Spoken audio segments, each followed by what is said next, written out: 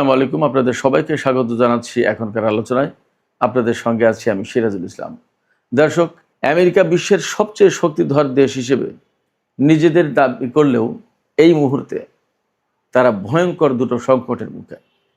একটা সংকট হচ্ছে ওয়াশিংটনের স্পোকেইন কাউন্টিতে ভয়াবহ দাবানল, 700 বাড়ি অন্তত ধ্বংস হয়েছে আগুনে পুড়ে। হাজার হাজার একর জমি পুড়ে গেছে, 65,000 মানুষকে অন্তত সরিয়ে নেওয়া হয়েছে। আগুন নিয়ন্ত্রণের কোনো খবর নেই। 3 দশকের ইতিহাসে আমেরিকা এবার সবচেয়ে বড় দাবানলে 300 মানুষ নিখোঁজ। এর চেয়ে বড় সংকট যেটা এখন ইরানকে নিয়ে, আজকে রিপোর্ট বেরিয়েছে আমেরিকার হাতে দূরপাল্লার এবং নির্ভুল যে ক্ষেপণাস্ত্র, সেই ক্ষেপণাস্ত্র দুই ধরনের ক্ষেপণাস্ত্র তার মজুদ প্রায় শেষ। এর আগে বলা হয়েছিল অনেক কমে গেছে, এত পার্সেন্ট আছে, এত পার্সেন্ট খরচ হয়েছে, কিন্তু আজকে যে রিপোর্ট, রয়টার্সের রিপোর্ট এসছে, তাতে বলা হচ্ছে এই দুটো ক্ষেপণাস্ত্র দূরপাল্লার এবং খুব প্রিসিশন গাইডেড মিসাইল, একদম মানে নিখুঁতভাবে নির্ভুলভাবে হামলা চালাতে পারে। এই দুটো ক্ষেপণাস্ত্র মজুদ প্রায় শেষ। কতগুলো আছে তা বলেনি, কিন্তু মজুদ প্রায় শেষ মানে আমেরিকার সামরিক বাহিনী মারাত্মক রকমের উদ্বেগে এই ক্ষেপণাস্ত্র শেষ হয়ে যাওয়ার কারণে। এখন ইরানের বিরুদ্ধে তাদের হামলা চালাতে হলে কি ব্যবহার করবে, কি উপায়? শুধু তাই না, সবচেয়ে বড় চিন্তা, এই যে যুদ্ধ চলছে ইরানের সাথে, এরপরে যদি কোনো কারণে রাশিয়া এবং চীনের সাথে বা যে কোনো একটা দেশের সাথে আমেরিকার যুদ্ধ লাগে, তাহলে তারা কি করবে? বড় আশঙ্কার ব্যাপার। এই ধরনের ক্ষেপণাস্ত্র অনেক দামি, অন্তত একটা ক্ষেপণাস্ত্র $10 লাখ। 2 দিনে, 4 দিনে, 1 মাসে একটা ক্ষেপণাস্ত্র বানানো সম্ভব হয় না, বহু সময় লাগে। তার চেয়ে বড় প্রশ্ন হচ্ছে আমেরিকা তাহলে কি পরিমাণে ইরানের উপরে হামলা চালিয়েছে এবং কি করতে চেয়েছিল ইরানকে? মানে তার ভান্ডারে জমা সমস্ত সব ক্ষেপণাস্ত্র প্রায় শেষ করে ফেলেছে। একই সাথে প্রশ্ন আসে, তাহলে ইরান কি দিয়ে মোকাবেলা করেছে এবং ইরান টিকে আছে, তাহলে ইরানের বা কি পরিমাণের শক্তি? সবে আশ্চর্যজনক বিষয়, আশ্চর্য রকমের প্রশ্ন আমাদের সামনে। এদিকে আরামকোর যে সিও আমিন নাসের, তিনি বলেছেন ইতিহাসের সবচেয়ে বড় তেল সংকট সৃষ্টি করেছে এই হরমুজ প্রণালী। হরমুজ প্রণালী বন্ধের পরে ইতিহাসের সবচেয়ে বড় তেল সংকট সৃষ্টি হয়েছে। এই তেল সংকটে কত তেল আন্তর্জাতিক বাজারে ঘাটতির মুখে পড়েছে জানাবো আজকের ভিডিওতে, সেই কথা। সঙ্গেই থাকুন। সাথে আরেকটু কথা জানিয়ে রাখি, হুতিরা কিন্তু আজকেও সৌদি আরবের নাজরান বিমান ঘাঁটিতে হামলা চালিয়েছে ড্রোন দিয়ে। এপাশে মার্কিন প্রশাসনের পক্ষ থেকে বারবার দাবি করা হলেও, এবং আমি সর্বশেষ আল জাজিরাতেও খবর দেখলাম, বা আরও কোনো মিডিয়াতে খবর দেখলাম, অনেকগুলো মিডিয়া ঘাটলাম, তো অনেক জায়গায় বলা হচ্ছে যে অল্প আজকালকের ভেতরেই হয়তো আমেরিকা এবং ইরানের মধ্যে একটা চুক্তির রূপরেখা প্রণয়ন করা হবে, এবং কাতার নাকি এটার খসড়া প্রচার করেছে। বাট ইরান বলছে আমরা তো কিছুই জানি না। আসলে হচ্ছেটা কি? অনেকগুলো বিষয় আছে, মূল বিষয় এখানে দুটো: আমেরিকার দাবানল, 2 নম্বর হচ্ছে আমেরিকার ক্ষেপণাস্ত্রের ভান্ডার ফুরিয়ে আসার কথা। সুপ্রিয় দর্শক, এই বিষয়গুলো নিয়ে মোটামুটি বিস্তারিত আলোচনা করার চেষ্টা করব। আশা করি আপনারা সঙ্গে থাকবেন শেষ পর্যন্ত। আর ভিডিও ভালো লাগলে লাইক, কমেন্ট, শেয়ার করবেন এবং চ্যানেলটি সাবস্ক্রাইব করে সাথেই থাকবেন। দর্শক, চলুন আমরা বিস্তারিত আলোচনা করি। প্রথমেই আমেরিকার ক্ষেপণাস্ত্রের বিষয়টা আমি বলি একটু, কারণ এই ব্যাপারে মানুষের সবচেয়ে বেশি আগ্রহ। আমেরিকার খুব গুরুত্বপূর্ণ দুটো ক্ষেপণাস্ত্র হচ্ছে army tactical missile system, ATACMS। এই আর্মি ট্যাকটিক্যাল মিসাইল সিস্টেম, আরেকটা হচ্ছে প্রিসিশন স্ট্রাইক মিসাইল। এই দুটো ক্ষেপণাস্ত্র আমেরিকার হাত থেকে একদম প্রায় শেষ। অথচ এই দুটো ক্ষেপণাস্ত্রের প্রধান বৈশিষ্ট্য হচ্ছে এরা অন্তত 1000 কিলোমিটার দূর থেকে হামলা চালাতে পারে এবং অত্যন্ত নিখুঁতভাবে হামলা চালানোর ক্ষমতা রাখে, অত্যন্ত নিখুঁতভাবে। আপনারা বুঝতেই পারেন আমেরিকা সারা বিশ্বের প্রযুক্তিতে একসময় অবশ্যই শ্রেষ্ঠ ছিল, এখন চীন নাকি আমেরিকা এই সমস্ত নিয়ে বিতর্ক আছে, বাট আমেরিকা তো অবশ্যই একটা গুরুত্বপূর্ণ শক্তি, তাতে তো কোনো সন্দেহ নেই। ইরানের সাথে যুদ্ধ করতে এসে আটকা পড়েছে সেটা ভিন্ন কথা, কিন্তু তাদের প্রযুক্তি তো খুব নিখুঁত এবং ডেভেলপড। তো এই দুটো ক্ষেপণাস্ত্র তাদের ভান্ডারে দীর্ঘদিন ছিল এবং তারা যুদ্ধ করার ক্ষেত্রে দূর থেকে এই সমস্ত ক্ষেপণাস্ত্র দিয়ে হামলা চালিয়ে শত্রুপক্ষকে ঘায়েল করেছে। এই ক্ষেপণাস্ত্র এখন আমেরিকার ভান্ডারে ব্যাপকভাবে কমে গেছে। তাহলে তাদের উপায় কি? এই নিয়ে মার্কিন সামরিক বাহিনীতে উদ্বেগের কোনো শেষ নেই। সবচেয়ে বড় মুশকিল হচ্ছে কি, একটা ক্ষেপণাস্ত্রের দাম অন্তত পক্ষে $10 লাখ। এই ক্ষেপণাস্ত্র যে হুট করে 2-4 দিনে, 10 দিনে, 1 মাসে বানানো যাবে ব্যাপারটা তা কিন্তু না, অনেক সময় লাগে। এবং চাইলেই যে 2-5-10টা বের করে এনে আপাতত ইরানের বিরুদ্ধে যুদ্ধ শুরু করলো এমনটা হবে না। এই যে ATACMS যেটা আর্মিড ট্যাকটিক্যাল মিসাইল সিস্টেম, যেটা এটার চেয়েও আধুনিক প্রজন্মের ক্ষেপণাস্ত্র ব্যবস্থা হচ্ছে আপনার এই যে প্রিসিশন স্ট্রাইক মিসাইল যেটা, এটা। এবং এটা বলা হচ্ছে এটা অত্যাধুনিক এবং এটাই হবে আমেরিকার হামলা চালানোর ক্ষেত্রে প্রধান অস্ত্র আগামী কিছু বছরের ভেতরেই। সেই ক্ষেপণাস্ত্রের মজুদ যদি ইরানের সাথে যুদ্ধ করতে এসে ফুরিয়ে যায়, তাহলে আমেরিকার উপায় কি সামনে? এখানে বারবার একটা প্রশ্ন আসছে যে যদি রাশিয়া বা চীনের সাথে আমেরিকাকে যুদ্ধ করতে, তাহলে তারা কি করবে? এখানে আমি একটু প্রশ্ন করি যে প্রায় সময় যে প্রশ্ন আসে যে যদি রাশিয়া এবং চীনের সাথে যদি আমেরিকার যুদ্ধের প্রশ্ন আসে তাহলে কি করবে? এই প্রশ্ন আসে কেন? তাহলে কি ব্যাপারটা এইরকম যে এইরকম একটা আশঙ্কা আছে, বা ইরানের সাথে আমেরিকার যে যুদ্ধ হচ্ছে এর পরবর্তী ধাপের যুদ্ধ কি চীন এবং রাশিয়ার সাথে আমেরিকার হবে? ব্যাপারটা কি এইরকম? এবং তাহলে কি একটা বৃহত্তর পরিকল্পনার আওতায় এই যুদ্ধ হচ্ছে, যেখানে চীন, রাশিয়া, ইরান আমেরিকাকে আসলেই বিশ্ব মঞ্চ থেকে বিদায় দিতে চায়, বিশ্বের প্রধান শক্তি হিসেবে তাকে বিদায় জানাতে চায়, এবং সেটাই কি এককেন্দ্রিক বিশ্ব ব্যবস্থা থেকে বহুকেন্দ্রিক বিশ্ব ব্যবস্থায় পৃথিবীটাকে রূপান্তরিত করার কর্মসূচি হতে পারে? এবং আমি তো বলেই আসছি যে বহুদিন ধরেই বলছি, লিখছি, ইরান, রাশিয়া এবং চীন একটা বড় মিশন নিয়ে সামনে আগাচ্ছে। যা হোক, এই ক্ষেপণাস্ত্র আমেরিকার হাত থেকে প্রায় ফুরিয়ে গেছে। কতগুলো আছে নোবডি নোস সেটা বলছে না। এখানে প্রশ্ন আসছে যে তাহলে ইরানকে একেবারে মাটির সাথে মিশিয়ে দেওয়ার জন্য আমেরিকা কি পরিমাণে ক্ষেপণাস্ত্র ব্যবহার করেছে, কি পরিমাণে শক্তি ব্যবহার করেছে। শুধু তো আমেরিকা ব্যবহার করেনি, একই সাথে ইসরায়েল ব্যবহার করেছে। এবং আমেরিকা যতটা না ইরানকে মাটির সাথে মিশিয়ে দিতে চেয়েছে, তার চেয়ে বেশি ইসরায়েল মিশিয়ে দিতে চেয়েছে। কারণ ইসরায়েল সরাসরি তার নিজের জন্য ইরানকে হুমকি মনে করে। আমেরিকা ইরানকে তার অস্তিত্বের জন্য হুমকি মনে করে না, কিন্তু ইসরায়েল তার অস্তিত্বের জন্য ইরানকে হুমকি মনে করে।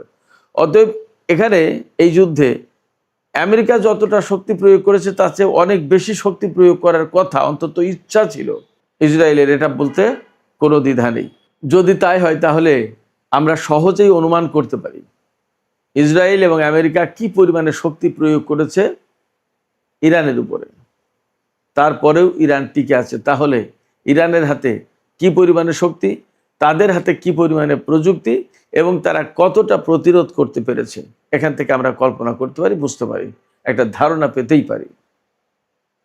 সুপ্রিয় দর্শক, এই জায়গা থেকে আমাদের সামনে আরও যে সমস্ত কথা আসে, যে সমস্ত বিষয়গুলো আমাদের সামনে ফুটে ওঠে, সেটি হচ্ছে আমেরিকার হাতে এই সমস্ত গুরুত্বপূর্ণ অস্ত্র ফুরিয়ে যাওয়ার কারণে, তারা অস্ত্রের ঘাটতির মুখে পড়ার কারণে ইরানের বিরুদ্ধে হামলা চালানোর হুমকি দিয়েও হামলা চালাচ্ছে না। ব্যাপারটা কি তাই? আমরা তো এখন বলতেই পারি, যা মনে হচ্ছে, যে ডোনাল্ড ট্রাম্প বারবারই বলছেন তাদের হাতে প্রচুর অস্ত্র আছে, বিশ্বের যে কোনো দেশের চেয়ে তাদের হাতে এখন বেশি অস্ত্র, এবং তারা প্রচুর পরিমাণে অস্ত্র উৎপাদন করছে এবং খুব দ্রুত এ সমস্ত ঘাটতি পূরণ করতে পারে। কিন্তু আসলে কি ব্যাপার তাই? যদি ব্যাপার তাই হবে তাহলে এই সমস্ত রিপোর্ট কেন বের হচ্ছে? তাহলে কি ইরানকে তারা ফাঁকি দেওয়ার চেষ্টা করছে? আমি ব্যক্তিগতভাবে মনে করছি ব্যাপারটা ফাঁকি দেওয়ার প্রশ্নে নেই, বরং ওইটাই সত্য যেখানে আমেরিকা অস্ত্রের ঘাটতির মুখে এবং তারা হামলা চালাতে পারছে না। দূরপাল্লার ক্ষেপণাস্ত্র দিয়ে হামলা চালাতে যখনই পারছে না, তার মানেই হচ্ছে এখন ইরানের আকাশে বিমান প্রবেশ করাতে হবে, ইরানের আকাশে বিমান নিয়ে যেতে হবে, ইরানের আকাশ থেকে ইরানের উপরে বোমা হামলা চালাতে হবে। তাহলে পরিস্থিতিটা কি দাঁড়াবে? তাহলে পরিস্থিতিটা যা দাঁড়াবে সেটা হচ্ছে আমেরিকার জন্য একটা দুঃস্বপ্ন হয়ে দাঁড়াবে। ইরানের যে ক্ষেপণাস্ত্র প্রতিরক্ষা ব্যবস্থা আছে, বিমান প্রতিরক্ষা বা আকাশ প্রতিরক্ষা ব্যবস্থা আছে, তা দিয়ে খুব দ্রুতই, সাদা বাংলায় বলে ফটাফট ফটাফট মার্কিন বিমানকে ধ্বংস করবে। অনেকগুলো বিমান ভূপাতিত হবে, অনেকগুলো পাইলট মারা যাবে অথবা ইরানের হাতে ধরা পড়বে, আমেরিকা প্রচণ্ড বিপদের মুখে পড়বে। এই পরিস্থিতি এড়ানোর জন্য তাদের হাতে অবশ্যই দূরপাল্লার ক্ষেপণাস্ত্র থাকা দরকার, কিন্তু সেই ক্ষেপণাস্ত্র ফুরিয়ে গেছে। কি করবে? মহাসংকটে আমেরিকা, মহাসংকটে। সুপ্রিয় দর্শক, এবার আমরা একটু মধ্যপ্রাচ্যের আরও কিছু বিষয় নিয়ে কথা বলে সর্বশেষ আমেরিকার দাবানল ভয়াবহ আগুনে কিভাবে পুড়ে যাচ্ছে, সারকার হয়ে যাচ্ছে ওয়াশিংটন, সেটা বলবো। ইয়েমেনের হুতিরা আজকে ড্রোন হামলা চালিয়েছে সৌদি আরবের নাজরান বিমান ঘাঁটিতে, বিমানবন্দরে, এবং হুতিরা দাবি করেছে তাদের নিজস্ব প্রযুক্তিতে তৈরি কামিকাজে ড্রোন দিয়ে এই হামলা চালিয়েছে এবং বিমানবন্দরে একটা কৌশলগত স্থাপনায় হামলা চালিয়েছে, যেটা খুবই গুরুত্বপূর্ণ। ক্ষয়ক্ষতির পরিমাণ জানা যায়নি। এবং হরমুজ প্রণালীতে ইরান কিন্তু একটি জাহাজে হামলা চালিয়েছে গত রাতেই, এবং হরমুজ প্রণালী আর বাব আল মানদেব প্রণালী অনেকটা অচল অবস্থায় আছে, সেখান দিয়ে জাহাজ চলাচলের পরিমাণ খুবই কম। ইরানের দেখানো রুটের বাইরে গেলেই সেই জাহাজে হামলা করছে, তার সে যতই আমেরিকা নিরাপত্তা দেওয়ার কথা বলুক, ইরান মানছে না। এবং ইরান পরিষ্কার করে বলেছে হরমুজ নিয়ন্ত্রণ ওমান এবং ইরান করবে, এবং ইরানের কথা ছাড়া কোনো রুট চালু হবে না, পরিষ্কার। তার মানে মধ্যপ্রাচ্যে বা হরমুজ প্রণালী এলাকায় বা বাব আল মানদেব প্রণালী, হরমুজ প্রণালী, এই এলাকায় ইরানের কথায় এখন সমস্ত সবকিছু চলছে, হচ্ছে এবং হবে যা পরিস্থিতি। এদিকে আরামকো, সৌদি আরবের যে প্রধান তেল কোম্পানি আরামকো, এই আরামকোর সিও প্রধান নির্বাহী কর্মকর্তা আমিন নাসের, তিনি বলেছেন যে হরমুজ প্রণালীতে যে অচল অবস্থা তৈরি হয়েছে, ইরান এই হরমুজ প্রণালী আটকে দেওয়ার পর যে সংকট তৈরি হচ্ছে, এটা বিশ্বের ইতিহাসে সবচেয়ে দীর্ঘ এবং বড় সংকট তেলের ব্যাপারে। এত বড় তেল সংকট আর কখনো পৃথিবীতে ছিল না। এই সংকটে তিনি বলছেন যে 260 কোটি ব্যারেল তেল আন্তর্জাতিক বাজারে এই সময়ে কম গেছে, অর্থাৎ ঘাটতি পড়েছে। যে সমস্ত চালান যাওয়ার কথা ছিল তাতে 260 কোটি ব্যারেল তেল আন্তর্জাতিক বাজারে যেতে পারেনি। তাহলে আন্তর্জাতিক বাজার তেলের অবস্থা কি অবস্থা আপনারা চিন্তা করুন। তার মানে আরও যদি 1-2 মাস এই হরমুজ প্রণালী এবং বাব আল মানদেব প্রণালী আটক থাকে এইভাবে, তাহলে বিশ্ববাজারে তেলের পরিস্থিতি কি হবে আপনারা কল্পনা করুন। তবে ইরানের পক্ষ থেকে নতুন করে একটা ঘোষণা দেওয়া হয়েছে। ইরানের সর্বোচ্চ নেতার সামরিক উপদেষ্টা এবং আইআরজিসির সাবেক কমান্ডার মেজর জেনারেল মোহসেন রেজাই, তিনি বলেছেন আমেরিকা যদি ইরানের বিভিন্ন বন্দরের উপর আরও কিছুদিন এইভাবে তাদের অবরোধ বহাল রাখে, তাহলে মার্কিন নৌবাহিনীর সাথে যুদ্ধ অনিবার্য হয়ে যাবে এবং ভয়ঙ্কর সংঘর্ষ সৃষ্টি হবে। অর্থাৎ আমেরিকা মার্কিন বাহিনীর উপর হামলা চালাবে যদি তারা এখান থেকে অবরোধ সরিয়ে না নেয়। ইরানের এই কথাই যে আমেরিকা তাদের অবরোধ তুলে নেবে, ব্যাপারটা এমন না। আর ইরান যদি তাদের ঘোষণা বাস্তবায়ন করে, তাহলে আমরা খুব শর্ট টাইমে সম্ভবত সমুদ্রে একটা বড় ধরনের সংঘাত দেখতে যাচ্ছি। যাই হোক সুপ্রিয় দর্শক, আমেরিকার ওয়াশিংটন স্টেট যেটা, সেই স্টেটের স্পোকেইন কাউন্টি একটা বিরাট এরিয়া, সেই এরিয়ায় ভয়াবহ দাবানল শুরু হয়েছে এবং আগুনে অন্তত 700 বাড়ি পুড়ে যায়নি, ধ্বংস হয়ে গেছে। কালকের রিপোর্টে বলা হয়েছিল যে মনে হচ্ছে যেন ক্ষেপণাস্ত্র মেরে বাড়িগুলো সব ধ্বংস করে দিয়েছে, শত শত ক্ষেপণাস্ত্র মারা হয়েছে মনে হচ্ছে। 700 বাড়ি ধ্বংস হয়েছে, একটার সাথে একটা বাড়ি যে লাগোয়া তা তো না, ফাঁকা ফাঁকা। চিন্তা করেন তাহলে কি ভয়ঙ্কর দাবানল। এবং এই দাবানলে প্রায় 300 মানুষ নিখোঁজ হয়েছে, হয়তো কিছু কম বেশি হতে পারে। তবে মার্কিন কর্তৃপক্ষ বলছে যে এই ক্ষয়ক্ষতি যে কি পরিমাণে হয়েছে এটা এখনই বলা যাচ্ছে না, আগুন নিভিয়ে একদম পুরোটা অ্যাসেস করার পরে, মানে হিসাব নিকাশ একটা মূল্যায়ন করার পরে বলা যাবে।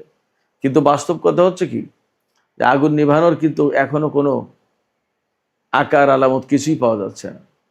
প্রচণ্ড রকমের দাবদাহ, প্রচণ্ড রকমের খরা, বাতাসের তীব্রতা অনেক, বাতাসের জলীয় বাষ্প নেই বললেই চলে, মানে মারাত্মক একটা পরিস্থিতি। আগুন জ্বলার জন্য এ ধরনের উপাদান প্রয়োজন, তার সব কিছু আছে, নিভানোর কোনো ব্যবস্থা নেই। যে নিভানোর চেষ্টা করছে ফায়ার ফাইটার, আপনারা চিন্তা করুন, এই স্পোকেন কাউন্টিতে 1000 ফায়ার ফাইটার দেওয়া হয়েছে, এই দমকল অগ্নি নির্বাপক বাহিনীর লোকজন 1000 মোতায়েন করা হয়েছে, পারছে না।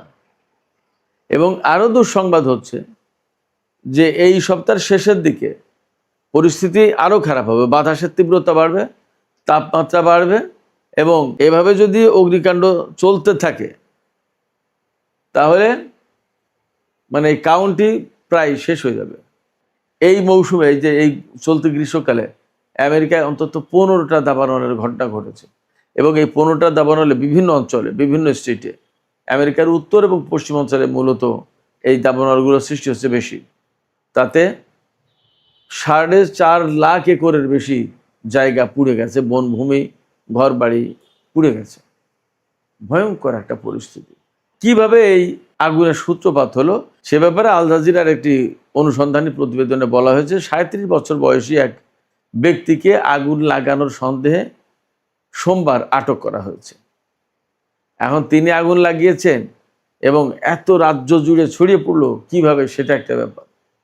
তবে এটা ঠিক যে আমেরিকা, ইউরোপের বিভিন্ন এরিয়াতে যখন গ্রীষ্মকাল হয় তাপমাত্রা এত মারাত্মক পর্যায়ে পৌঁছায় এবং বাতাসের জলীয় বাষ্পের পরিমাণ একদম 0 পর্যায়ে চলে আসে, প্রায় ভয়ঙ্কর একটা পরিস্থিতি। তখন প্রচুর দাবানল হয়। এবার ইউরোপে যথেষ্ট অনেকগুলো দাবানল আছে, ফ্রান্স, ইটালি, আপনার স্পেন, এই সমস্ত জায়গায়। তাতে আমেরিকায় যে সংকট তৈরি হয়েছে এই দাবানলকে ঘিরে, এবার এটা নজিরবিহীন বলা যায়। 30 বছরের ভেতরে এবারই সবচেয়ে বেশি ওয়াশিংটন স্টেটে বড় দাবানল সৃষ্টি হলো। তো এই যে আমেরিকায় প্রচণ্ড দাবানল, এতে সবচেয়ে ক্ষতিগ্রস্ত হচ্ছে সাধারণ মানুষ। এই ক্ষতি হয়তো আমেরিকার জাতীয় অর্থনীতিতেও একটা বড় বিষয় হয়ে দাঁড়াতে পারে, কারণ যখন ইরানের বিরুদ্ধে আমেরিকা যুদ্ধ করতে গিয়ে বড় রকমের অর্থনৈতিক চাপের মুখে পড়েছে, সামরিক এবং রাজনৈতিক চাপ তো আছেই, সেই জায়গায় অভ্যন্তরীণভাবে এত দাবানল এবং এত ক্ষয়ক্ষতি নিশ্চয়ই আমেরিকার উপর আলাদা রকমের চাপ সৃষ্টি করবে। সুপ্রিয় দর্শক, এখনকার আলোচনা এখানে শেষ করতে চাইছি। আলোচনা শেষের আগে আপনাদের কাছে জানতে চাই, আপনাদের মতামত জানতে চাই, বুঝতে চাই, এই যে খুবই গুরুত্বপূর্ণ দূরপাল্লার এবং নির্ভুলভাবে হামলা করতে সক্ষম আমেরিকার ক্ষেপণাস্ত্র প্রায় শেষ উদ্বেগে মার্কিন বাহিনী বলা হচ্ছে, আপনাদের কাছে কি মনে হয়, এটা কি প্রকৃতপক্ষেই ঘটেছে নাকি একটা কৌশলের অংশ হিসেবে বলছে? হয়তো এই সমস্ত নানা রকমের কৌশল, ভুলভাল তথ্য দিয়ে আমেরিকা ঠিকই ইরানের উপর হামলা চালিয়ে বলবে। আপনাদের কি মনে হয়? আপনাদের মতামত জানিয়ে কমেন্টে লিখতে পারেন। আর ভিডিও ভালো লাগলে আবারও বলি, লাইক, কমেন্ট, শেয়ার করবেন এবং চ্যানেলটি সাবস্ক্রাইব করে সাথেই থাকবেন।